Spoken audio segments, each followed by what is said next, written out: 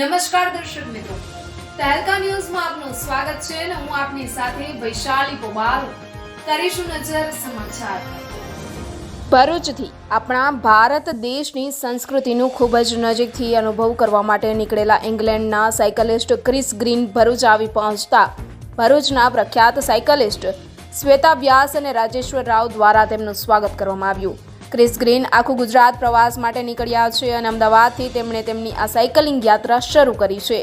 આ પ્રવાસમાં Chris green લગભગ 7,000 કિલોમીટર જેટલું સાયકલિંગ કરી અને આપણા ગુજરાતની સંસ્કૃતિને ખૂબ જ નજીકથી નિહાળવા માંગે છે અને તેઓ ગુજરાતના લોકોના પ્રેમથી પણ બહુ પ્રભાવિત થયા છે.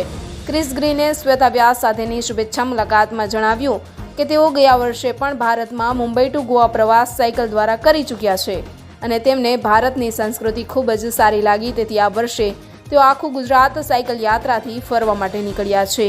Reporter avi Syed, Tehelka news, Bharuch.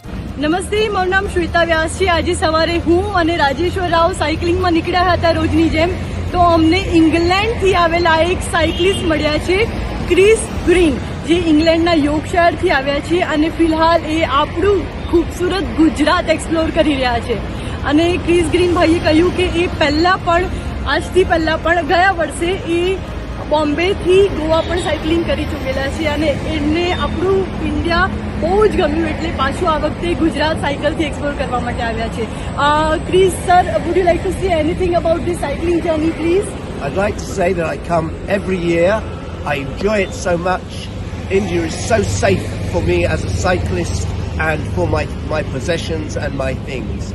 I'm very happy to be here and I will enjoy the next 8 weeks as I cycle around Gujarat. Okay, thank you so much, sir. Nice to meet you. Thank you very much for your welcome. Thank you.